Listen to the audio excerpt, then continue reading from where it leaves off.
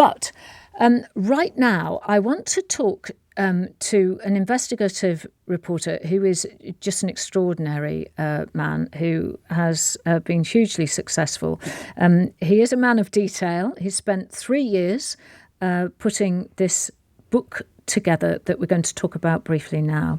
It's called Cuckooland. And it's very, very important. We were talking about democracy earlier. This is about where the rich own the truth. His name is Tom Burgis, and I'm delighted to say he's joined me in the studio. Tom, first of all, how did you come across the story that became Cuckooland? It's very nice to be here, Carol. It started when I found out 3 years ago, as you say, about a legal dispute that was taking place in secret. Now, for 20-odd years, I've worked mainly as a foreign correspondent, right? So I started in Latin America and then a long time in Africa, West Africa, Southern Africa. And then more recently, I've been going to places in the former Soviet Union, Russia, Ukraine, and so on. And often covering corruption. Yeah. Involving dictators, involving big Western multinational oil companies and so on. And then, so you see the patterns of behaviour there then, I guess. There are patterns of behaviour all over the world, absolutely. Yeah. And then came the pandemic. Yeah. And we all stopped going anywhere. I was at home with a small kid. What I was doing with some of my time was being sued by a company owned by some oligarchs who objected to my last book, Kleptopia, about the rise of dirty money and kleptocrats. Kleptopia, that book was. And in the middle of that, I heard about another case. Mine was going on in the High Court, but this other case was going on completely in secret.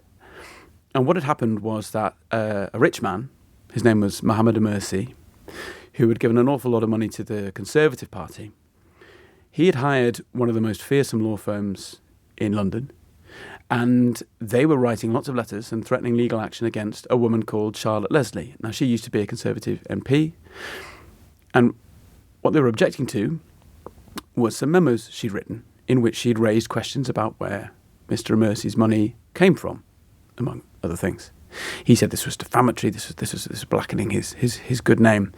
And I wondered, why is this response so aggressive? What is this man's past, who's now, to whom no door in the land is closed these days? The Prince Charles then was prime ministers, ministers, and so on. And that's the thread I started to follow for 3 years that's ended up with this book. I mean, it's fascinating. I think it might well end up as a movie. You did ask the rich donor, Conservative Party donor, about what you'd found. Tell us about that, because that's a fascinating encounter in itself. Yeah, memorable. Yes. It really was, and it's in the book. So those 3 years took me back to some of those places I'd gone to before. Some of the most corrupt dictatorships. Couldn't get back into Russia because the war had started by then, but I followed threads that led to Putin's St. Petersburg.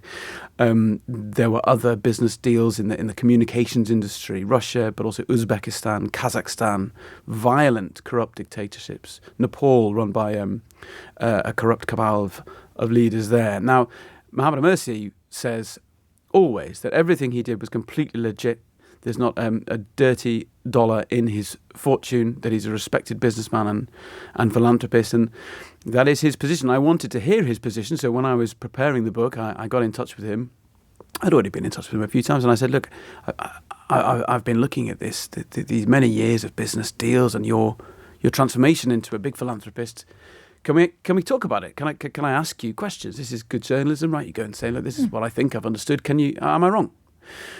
So, about 8-9 months ago, I went to the offices of Carter Ruck. Now, I imagine you've heard of them, Carol, and I've heard of them. But yeah. I suspect many of your listeners, well informed though they no doubt are, might not have heard of Carter Ruck, even though they have an immense influence over what we get to know and what we don't get to know, what goes into our papers. It's a law firm, is it not? A law firm, yeah. Right in the middle of the city. Reputation management law firm, they're known as, and they're extremely good at managing their often very, very wealthy clients' reputations and deciding and influencing what goes in the papers and what doesn't. So over I go, and it's me and Mohammed Mersi in a room at Carter Ruck, and he proceeds to spend the day describing me and my work in terms that I fear, I'm just going to look at your producer, I fear I can't actually say on air, Okay, but you're don't. welcome. No, it's don't. a disparate, let's say, a disparaging view of me and my work, and an alternative version of the facts that I'd found. And if you want to read those in their full colour, they're in the book. I could talk to you for hours, and I'm sure I will at some other point, Tom.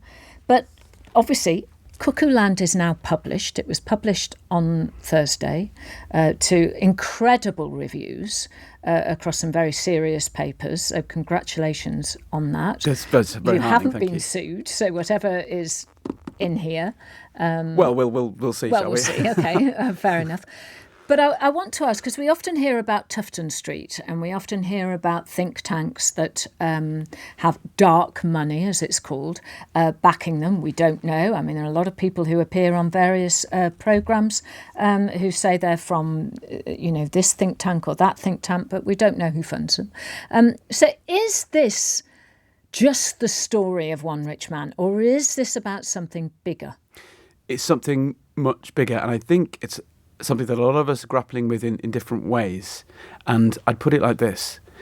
The question is, and it's an alarming one, if you are rich enough today, if you are rich enough, can you choose what you want reality to be and impose that reality on the world by force of wealth and fear? For maybe 200 years, this is where the book ends up, for maybe 200 years, information has been getting freer, more democratic. Absolutely. The truth is something collective. Scientists, journalists, campaigning MPs, voices like yourself on the radio. We can all contest equally to get to the truth. But what if the truth is now available to buy? Which to some degree it is. We know that. I think that problem is getting worse and worse and worse. I think part of it is that the big question of our time is dirty money and corruption and the rise of these kleptocrats, right? Those who rule through corruption, Putin at their head. Yeah. This wave of corrupt power has arrived in Europe. I was just a few months ago in Ukraine on the front. That corrupt power is raining down hell on Ukrainians, right? This is the huge question of our time, and the rich and powerful have become incredibly good at censoring that. It's very hard to discuss that in the press, and it couldn't be more pressing. Tom, thank you so much for all of the work that you've done and for coming in. Tom Burgis, thank you. Tom's book, Cuckooland, Where the Rich Own the Truth, is now available in all good bookshops and online. I hope you enjoy it.